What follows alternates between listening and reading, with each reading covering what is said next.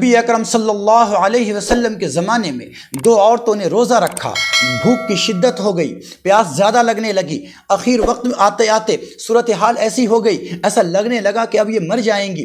نبی اکرم صلی اللہ علیہ وسلم کے پاس خبر دی گئی، اے اللہ کے نبی، دو عورتوں نے روزہ رکھا ہے اور ان دونوں کی حالت ایسی ہو گئی ہے کہ اب ایسا لگتا ہے کہ روح جسم سے نکل جائے گی، کیا کیا جائے؟ کیا اسے روزہ توڑنے کی اجازت دے دی جائے؟ اللہ کے نبی صلی اللہ علیہ وسلم نے ان کے پاس ایک پیالہ بھیجا، ایک تشت بھیجا اور کہا کہ ان دونوں عورتوں سے کہو کہ اس کے اندر قے کرے، اس کے اندر الٹی کرے۔ یہ تشت لے آ کر اسے دیا گیا، انہیں الٹی کرنے کے لیے کہا گیا۔ ان دونوں نے جب الٹی کی تو اندر سے ایسا نکل رہا تھا جیسے کہ اس نے ابھی تازہ خون کھایا ہو، اس نے تازہ گوشت کھایا ہو۔ الٹی کے اندر گوشت اور خون باہر نکل رہا تھا۔ لوگ دیکھ کر حیران ہو گئے، لوگ دیکھ کر پریشان ہو گئے۔ الٹی کے بعد اس کی طبیعت بھی ذرا بحال ہو گئی۔ اللہ کے نبی صلی اللہ علیہ وسلم کی خدمت میں لوگ تشریف لائے، معلوم کیا، اے اللہ کے رسول، آخر کیا معاملہ ہے؟ یہ تو روزے سے تھی، اس نے کچھ کھایا نہیں، اس نے کچھ پیا نہیں، لیکن جب الٹی کی اس نے تو اندر سے خون نکل رہا ہے، ایسا جیسے تازہ خون ہو،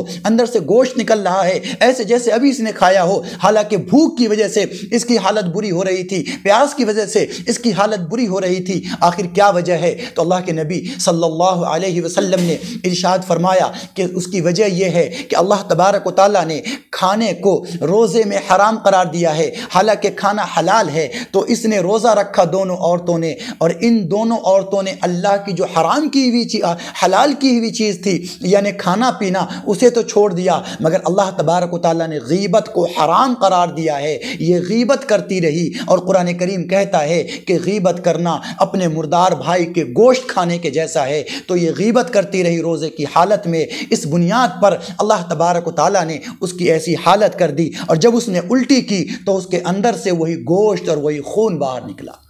یاد رکھیں، روزہ رکھنا، بھوکا رہنا بہت آسان ہے، مگر جن چیزوں سے بچنے کے لیے کہا گیا ہے، اگر ہم ان چیزوں سے نہیں بچتے ہیں تو یہ بہت مشکل ہے کہ روزے کے فوائد ہمیں حاصل ہو جائیں، روزے کا مقصد ہمیں حاصل ہو جائے۔ اللہ کے نبی صلی اللہ علیہ وسلم نے ارشاد فرمایا، رب صائم لیس له من صیام الا الجوع، بہت سے روزے دار ایسے ہیں جن کو ان کے روزے میں سوائے بھوکا رہنے کے کچھ بھی نہیں ملتا، کوئی فائدہ نہیں ہوتا، اور وہ روزے دار وہی ہیں جو کھانے پینے سے تو رک جاتے ہیں، مگر اللہ تبارک و تعالیٰ نے جن چیزوں کو حرام قرار دیا ہے ان چیزوں سے نہیں رکتے۔ اگر آدمی ان چیزوں کی رعایت نہیں کرتا، جھوٹ بولتا ہے، غیبت کرتا ہے، گناہ کرتا ہے، تو ایسے آدمی کو روزہ زیادہ لگتا ہے، ایسے آدمی کو بھوک اور پیاس کی شدت زیادہ محسوس ہوتی ہے۔ اس لیے اگر آپ چاہتے ہیں کہ روزہ بہت آسانی کے ساتھ گزر جائے تو روزے کو اخلاص اور عبادت کے ساتھ رکھیے، احتیاط کے ساتھ رکھیے۔